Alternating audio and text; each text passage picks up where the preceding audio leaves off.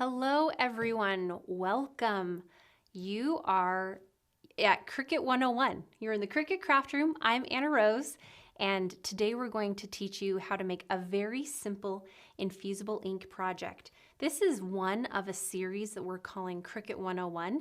We have an entire schedule on our blog. We'll put a link in the box below so that you can see all of the other classes that are coming up.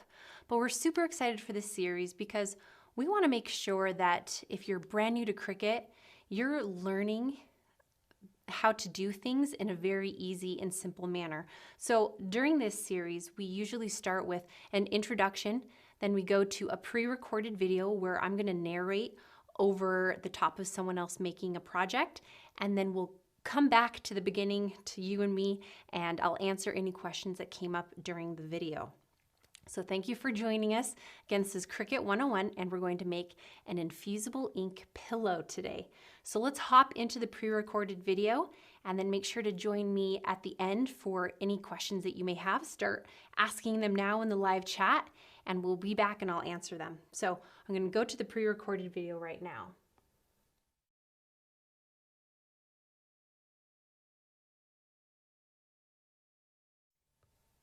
Okay. So let's start this up. Today we're going to guide you through all the steps required to make this adorable cat pillow that Chris made for his daughter with Cricut Infusible Ink. So first things first, let's start with all the supplies you'll need. First, you'll need a Cricut pillow sham blank. This one's 18 inches by 18 inches. A brayer, some scissors, a lint roller, a box of infusible ink, and a Cricut Easy Press. In Design Space, let's go to the canvas. Click on New Project in the upper left-hand corner. From the canvas, click on Insert Image. Okay, and then here, we're going to search for cat. There are so many different cats to choose from, so watch as Chris scrolls through the thousands of results to pick one.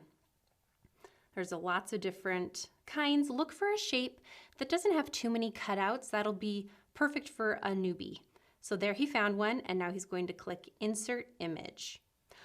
On the Design Space canvas, you can modify this image to best fit your project. So he's moving it around right now, but if you grab the arrow in the lower right-hand corner, you can resize it.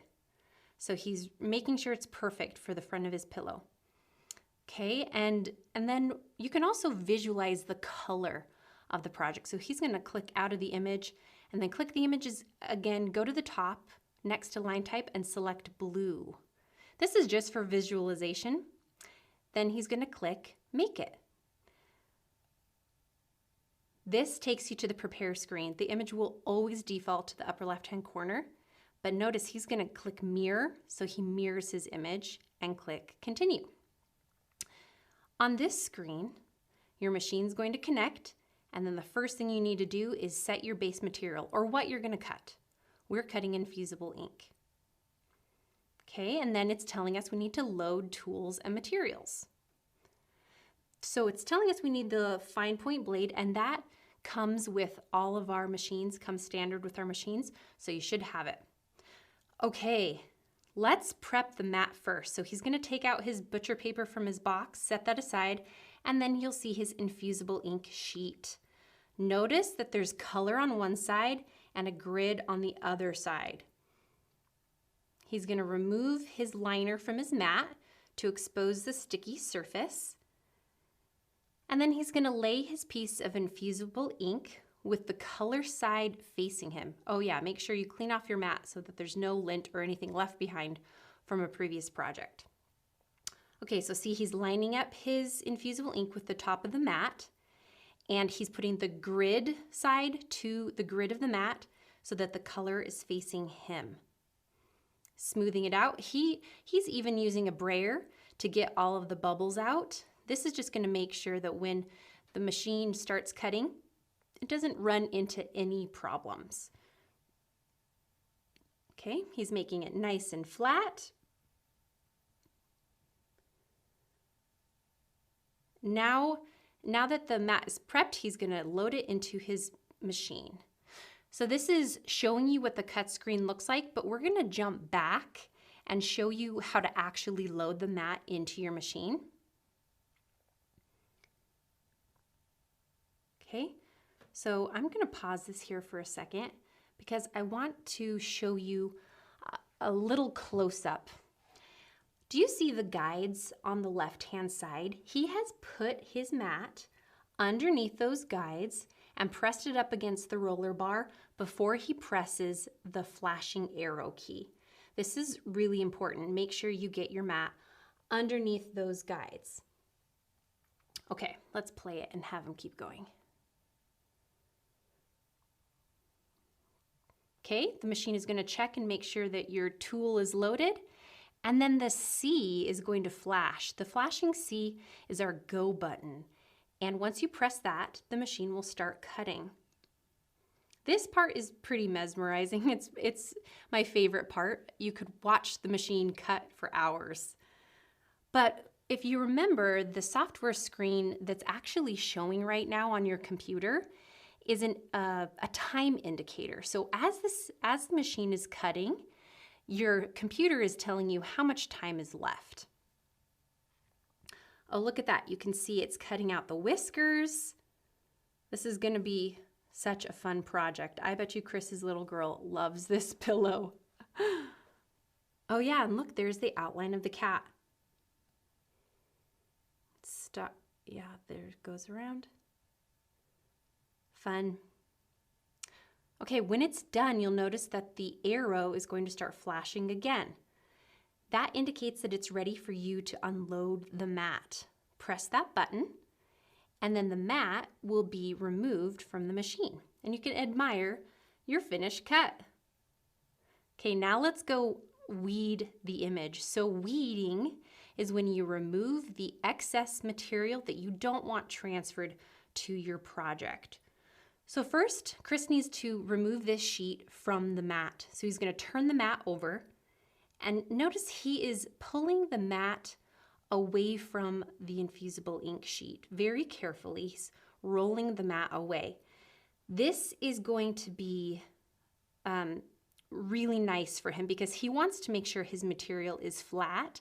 And if you try to pull your material off the other way, sometimes it will bend. So let gravity help you.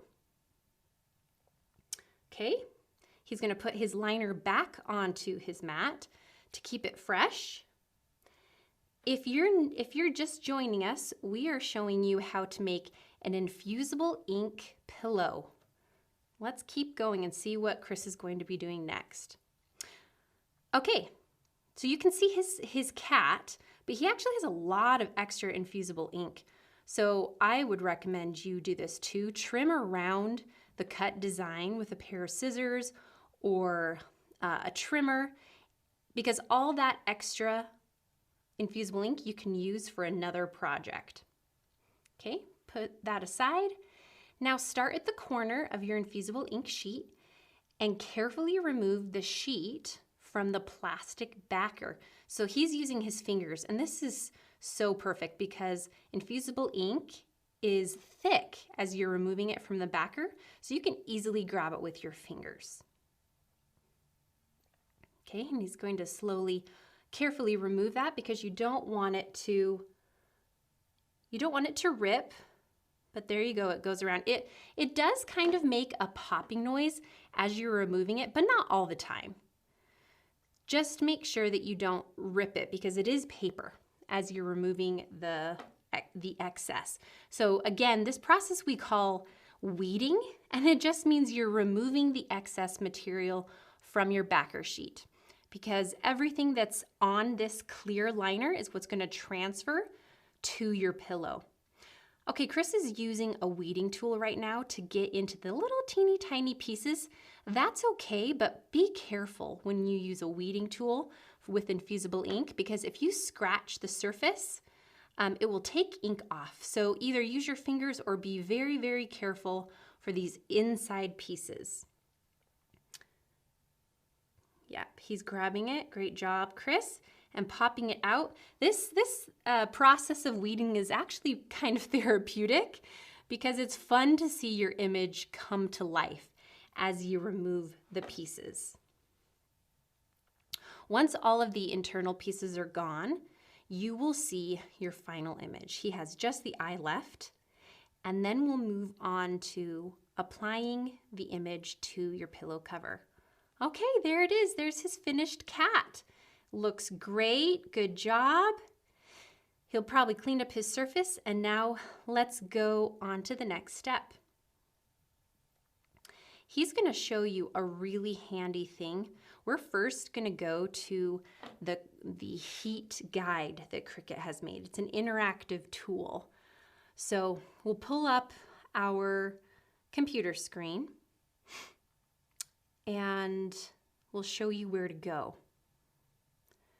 So open up your computer screen and you can Google Heat Transfer Guide, Cricut Heat Transfer Guide, or you can go to cricut.com/heat guide. First thing you do, select the kind of easy press you have, the material you cut, and then the base material that you're going to apply to. And then click apply. Now look how cool this is. It shows you how hot your easy press needs to be, how many seconds, it shows you your supplies needed, prep tips, application tips, and then even a care section of how to wash your finished project. He's going to scroll back up and you can get a better picture of that stacking order. Okay, now we're back to the pillow.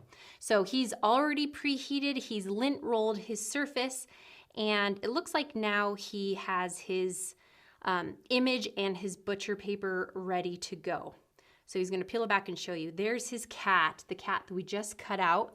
He's going to put his butcher paper over the top, get his easy press, and make sure that your design fits underneath the size of easy press that you have. So what I mean by that is you don't want to press a second time. So if your image is too big to fit directly underneath your press, either make your image smaller or use a larger press. So you'll notice here now he's pressing down on the surface. He's not pressing too hard. He's just putting a even pressure. That's the key, is even pressure.